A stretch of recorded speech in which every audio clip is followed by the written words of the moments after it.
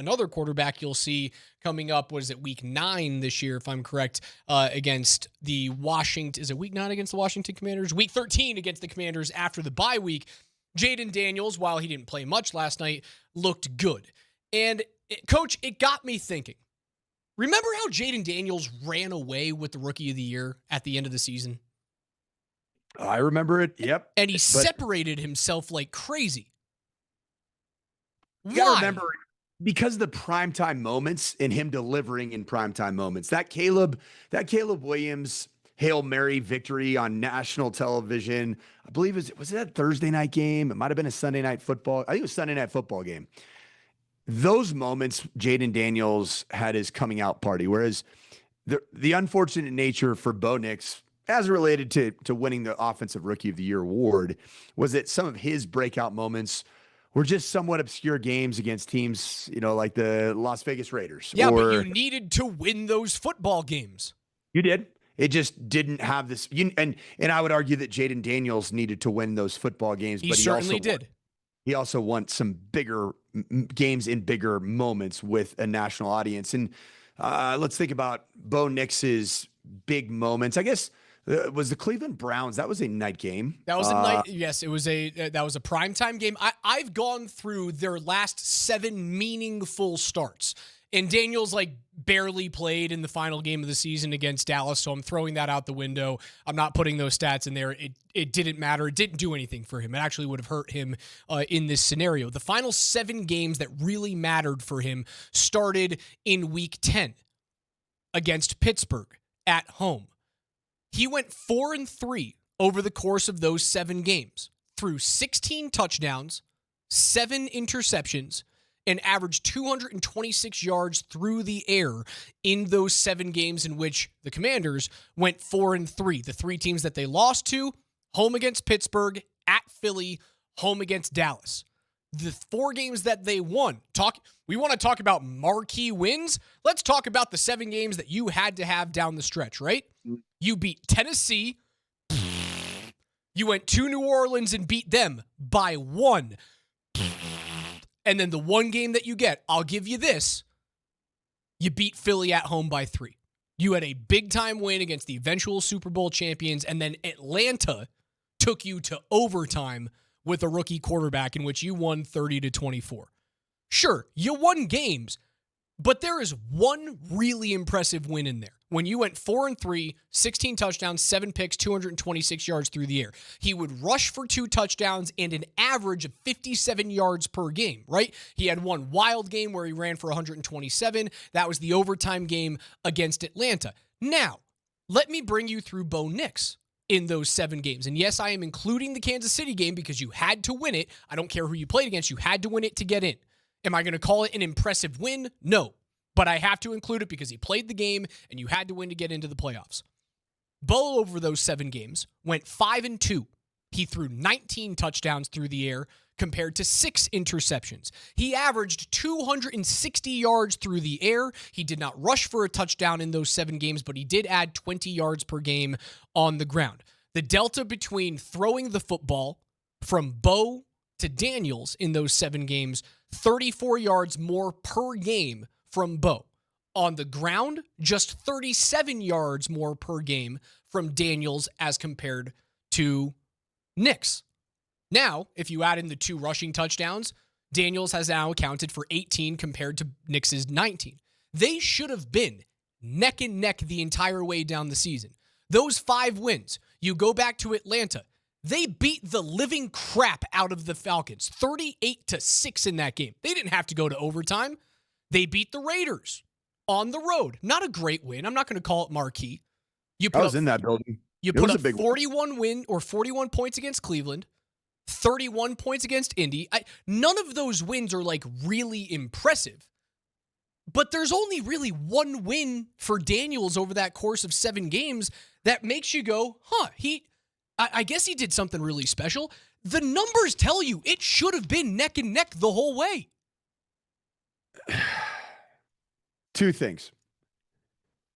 National awards are oftentimes given because of moments, not always because of just strictly stats and analytics. Because if you went strictly off stats and analytics. And we would both agree that Lamar Jackson had the MVP season at the quarterback position over Josh Allen. Josh Allen had several moments that were significant, and he also had a little bit of that, hey, he hasn't won it yet, and we're going to keep giving. There was fatigue, like the Nikola Jokic fatigue of just handing the MVP I'll give to you him that. every single year. But with the Offensive Rookie of the Year, I felt like after that Bears-Commanders marquee showdown in prime time between pick number 1, Caleb Williams, pick number 2, Jayden Daniels, watching what he did, it almost felt like he had to throw away his chances to win Offensive Rookie of the Year after that. Second thing, just the eye test of the way Jayden Daniels got his yardage, the eye test of the way that Jayden Daniels got his rushing touchdowns. Talk about a Nikola Jokic argument you're about to have. Right. This is when you watch Bo Nix and a lot of his production, can we all agree that some of his production had something to do with Sean Payton and calling screenplays that were dial-ups that led to big touchdown passes? Simple bootlegs that there was somebody wide open, just like the Evan Ingram from Jarrett Stidham for 58 yards. That was magnificent play design. I don't care how you get the yards, just get them. Well, the Offensive Rookie of the Year and MVP voters do care. They do, because they watch these games, particularly in prime time. When the national attention, the writers, the media members are all at the same time watching critical moments. What does the eye test look like? And Jayden Daniels, he clearly won the eye test, right, wrong, or indifferent. Last year, he was flashier. He was a flashier player than Bo Nix. Does that mean he's a more productive player than Bo Nix? He was, marginally. Was he not, Raj? So if the stats are just slightly in favor of Jayden Daniels, and then the flash is big time in favor of Jayden Daniels, you've got your Offensive Rookie of the Year award. Bo Nix has to be the quarterback that wins 13, 14 games and does have the consistent production, and then the awards will start following. I see the text message coming in from the 485. The narrative really changed when Daniels hit those Hail Marys. Yes, it did. But if you're looking at how those yards and how those scores happen, I look at a Hail Mary and I go, yes, is that for lack of a better term, a Heisman moment? It is. It feels that But way. when I look at a Hail Mary, I go, that you didn't do anything there. If you throw that ball 10 times, it gets batted down 9 out of 10 times. I completely so agree. I go, you reached into a bag, and instead of grabbing a handful of crap, you came out with roses in your hands. So sure, the narrative changed there, but I don't think it should have. Those 7 games that you had to win, Bo had a better record. He accounted for more touchdowns, both through the air and on the ground combined. And the yardage difference between the two was, what did I say? Daniels averaged 3 more yards per game. And we look at Jayden Daniels as a dynamic two-way threat. Bo was oh man, he can move his feet, can't he? He used to be the number 1 dual threat quarterback recruit when he was coming out of high school, but we forget about that. We look at Jayden Daniels and we go Heisman Trophy winner, dual threat out of LSU. He can still do it in the pros, so therefore he must be more valuable because he can do more things. The numbers don't say that. So why was I so enamored by Jayden Daniels last night? I shouldn't have been. I have learned as I got up this morning that he's just as good. The numbers say he's just as good.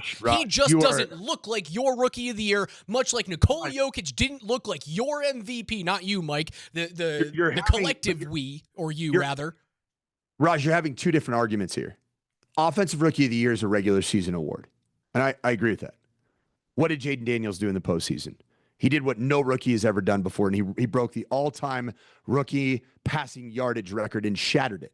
Shattered it in 3 games. I haven't talked about the postseason. I'm looking at last year's regular season. No, but you were talking about why am I watching him last night, enamored with him, when you have the same thing that you in Bo Nix. Okay, sure. Yeah, I see where you're going. Okay. The freaking postseason matters a lot in the National Football League. And you know what Jayden Daniels has now done that Bo Nix has not done?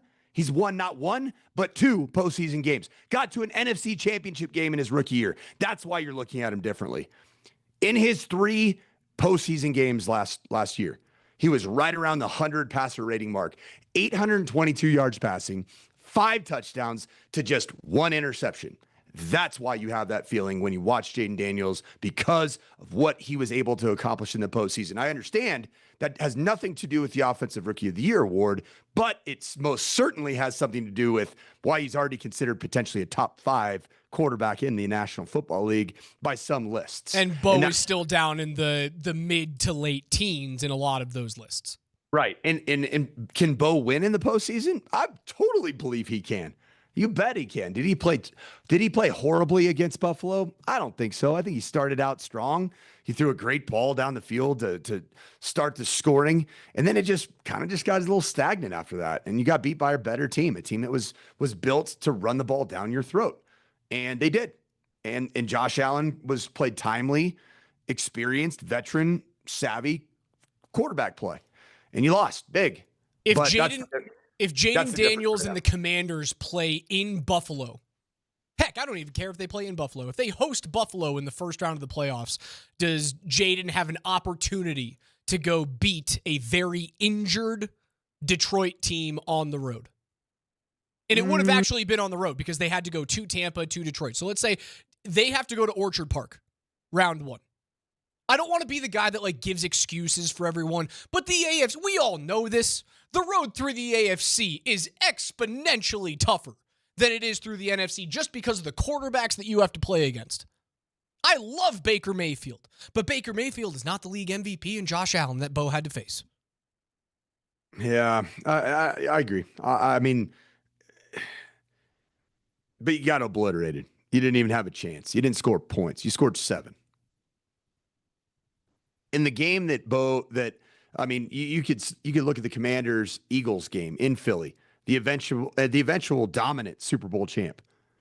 And until the fourth quarter, the Jayden Daniels and the Washington Commanders had scored 23 points against arguably the best defense in pro football last year.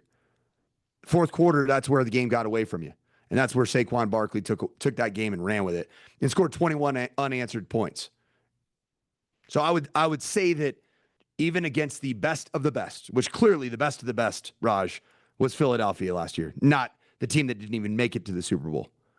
The team that got obliterated by the team that got obliterated by the Eagles, and that's the Chiefs. Right now, you can't make the argument of comparing the two and say that they're in the same conversation because the postseason matters, especially that position. Really matters.